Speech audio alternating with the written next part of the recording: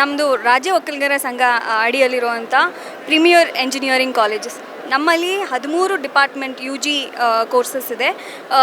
Computer ಸೈನ್ಸ್ನಲ್ಲಿ 5 courses ಇದೆ, ಎಲೆಕ್ಟ್ರಾನಿಕ್ಸ್ನಲ್ಲಿ 6 courses ಇದೆ, so civil and mechanical ಕೂಡ ಇದೆ. ಹಾಗೆ ನಮ್ಮಲ್ಲಿ 4 ಮಾಸ್ಟರ್ಸ್ ಕೋರ್ಸಸ್ ಕೂಡ ಇದೆ, MBA MCA ಸಹಿತ. IS ಪ್ಯಾಕೇಜ್ ಬಂದು 56 ಲ್ಯಾಕ್ಸ್ವರೆಗೆ ಆಗುತ್ತೆ. ಸೊ ಹಾಗೆ ಆ್ಯಾವ್ರೇಜ್ ಪ್ಯಾಕೇಜ್ ಕೂಡ 7 to 12ವರೆಗೆ ಇದೆ ಈವರೆಗೆ. ಸೊ ಪ್ರತಿ ವರ್ಷ ಕೂಡ ಆಗುವಂಥ ಪ್ಲೇಸ್ಮೆಂಟ್ಸ್ನಲ್ಲೂ ನಾವು ಇಂಪ್ರೂವ್ಮೆಂಟ್ಸ್ ನೋಡ್ತಾ ಬಂದಿದ್ದೀವಿ. ಸೊ ಕಾಲೇಜ್ ನಮ್ಮಲ್ಲಿ ತುಂಬ ಹಳೆಯದಾದಂಥ ಅಂದರೆ one of the institutions and it's a premier institutions. ಏನು ಡಿಪಾರ್ಟ್ಮೆಂಟ್ಸ್ ಇದೆ ಬೆಳೀತಾನೆ ಬಂದಿದೆ. ಯಾವುದು ಕಾಲೇಜಿನಲ್ಲಿ ಫೆಸಿಲಿಟೀಸ್ ಕೂಡ ಹಾಗೇ ಇದೆ, ರಾಜ್ಯ ಒಕ್ಕಲಿಗರ ಸಂಘ ಅಡಿಯಲ್ಲಿರುವಂಥದ್ದು. ಸೊ ಹಾಗಾಗಿ ಏನೇ ಡಿಪಾರ್ಟ್ಮೆಂಟ್ಸ್ ಬಂದಿದೆ ಅವೆಲ್ಲವೂ ಕೂಡ ಅದೇ ಕ್ಯಾಂಪಸ್ನಲ್ಲೇ ಇದೆ.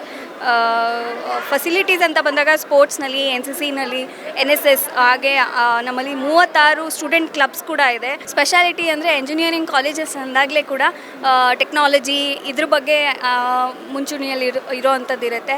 ಸೊ ನಮ್ಮಲ್ಲಿ ರೊಬೋಟಿಕ್ಸ್ ಬಗ್ಗೆ ಹೆಚ್ಚು ಪ್ರಾಮುಖ್ಯತೆ ಕೊಟ್ಟು ಏನು ಟೆಕ್ನಾಲಜಿ, ಈಗಿನ ಟೆಕ್ನಾಲಜಿ AIML ಆಗಿರಬಹುದು, ರೊಬೋಟಿಕ್ಸ್ ಆಗಿರ್ಬೋದು, ಇದಕ್ಕೆಲ್ಲವುದು ತುಂಬಾ ಒತ್ತನ್ನು ಕೊಟ್ಟು ಅದಕ್ಕೆ ಪ್ರೋತ್ಸಾಹ ನೀಡ್ತಿದ್ದಾರೆ.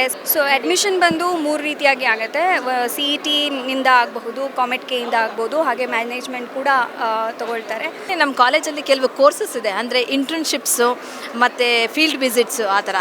ಸೊ ಇಲ್ಲಿ ಎಷ್ಟೋ ಜನ ಹೊಸದಾಗಿ ಓಪನ್ ಮಾಡಿರೋ ಅವರು ಸ್ಟಾರ್ಟಪ್ ಆಗಲಿ ಅಥವಾ ಒಂದು ಟೆಕ್ನಾಲಜಿನಲ್ಲಿ ಇಂಪ್ರೂವ್ ಮಾಡಿರೋರು ಹೇಗೆ ನಾವು ಇನ್ಫಾರ್ಮೇಷನ್ನ ವಿನಿಮಯ ಮಾಡ್ಕೋಬೋದು, ನಮ್ಮ ಹುಡುಗರು ಅವ್ರ ಬಳಿ ಹೋಗ್ಬಿಟ್ಟು ಏನು ಕಲಿಬೋದು, ಅವರಿಂದ ನಮ್ಮ ಹತ್ರ ಏನು ಇದನ್ನು ಮಾಡ್ಕೋಬೋದು ಅನ್ನೋ ಫೆಸಿಲಿಟಿ ನಮಗೆ ಈ ಪ್ಲ್ಯಾಟ್ಫಾರ್ಮ್ ತಂದು ಕೊಟ್ಟಿದೆ. ಅಂದರೆ ಕರಿಕ್ಯುಲರು ಇರುತ್ತೆ ಮತ್ತು ಎಕ್ಸ್ಟ್ರಾ ಕರಿಕ್ಯುಲರು ಇರುತ್ತೆ. ಒಬ್ಬ ಓವರಾಲ್ ಸ್ಟೂಡೆಂಟ್ ಡೆವಲಪ್ಮೆಂಟ್ಗೆ ಅವನು ಎಲ್ಲ ಥರದಲ್ಲೂ ಅವನು ಇದೊಂದಿರಬೇಕು. ಸೊ ಈ ಎಕ್ಸ್ಟ್ರಾ ಕರಿಕ್ಯುಲರ್ ಅಂದಾಗೆ ಅವನು ಕಮ್ಯುನಿಕೇಷನು ಯಾವ ರೀತಿ ಬೇರೆ ಒಂದು ಕೆಲಸದಲ್ಲಿ ಹೋದಾಗ ಯಾವ ರೀತಿ ಮಾರ್ಕೆಟಿಂಗ್ ಮಾಡ್ತಾನೆ. ಫಸ್ಟ್ ಬಂದು ಪ್ಲೇಸ್ಮೆಂಟ್ಸು ಮ್ಯಾಮ್, ಪ್ಲೇಸ್ಮೆಂಟ್ಸಲ್ಲೂ ತುಂಬ ನಂಬರ್ 1 ಆಗಿದೆ.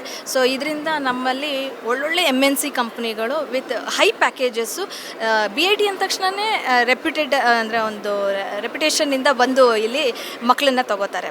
ಒಂದು ಹೆಸರು ಮಾಡಿದೆ. ಹಾಗೆಯೇ ಆ ಕ್ವಾಲಿಟಿ, ಲೈಕ್ ಈಗ ಕಂಪ್ಯೂಟರ್ ಸೈನ್ಸ್ ಬ್ರಾಂಚ್ ಅಂತ ನೀವು ತೊಗೊಂಡ್ರೆ ಆ ಫಸ್ಟ್ ಬ್ರಾಂಚ್ ಓಪನ್ ಮಾಡಿದ್ದೆ ನಮ್ಮ BIT ಸಂಸ್ಥೆಯಲ್ಲಿ. ಸೊ ಹಾಗಾಗಿ ನಮ್ಮಲ್ಲಿ ನುರಿತವಾದ ಉಪನ್ಯಾಸಕರಿದ್ದಾರೆ. ಅಂದರೆ ಫಸ್ಟು ಯಾರು ಟೀಚ್ ಮಾಡ್ತಾಯಿದ್ರು ಅವರೇ ಇಲ್ಲಿವರೆಗೂ ಮಾಡ್ಕೊಂಡ್ರೆ ಒಂದು ಮಿನಿಮಮ್ ಅಂದ್ರೂ 30 ವರ್ಷ ಎಕ್ಸ್ಪೀರಿಯನ್ಸ್ ಇರೋರು. ಸೊ ನೀವು ಅನ್ಕೋಬೋದು ಈಗ 30 ವರ್ಷ ಅಂದಮೇಲೆ ಅದರದ್ದು ಕ್ವಾಲಿಟಿ ಯಾವ ಥರ ಇರುತ್ತೆ ಅಂತೇಳಿ. ಸೊ ಅದಕ್ಕೆ definitely people do recognize as this comes as one of the top institutions in this country.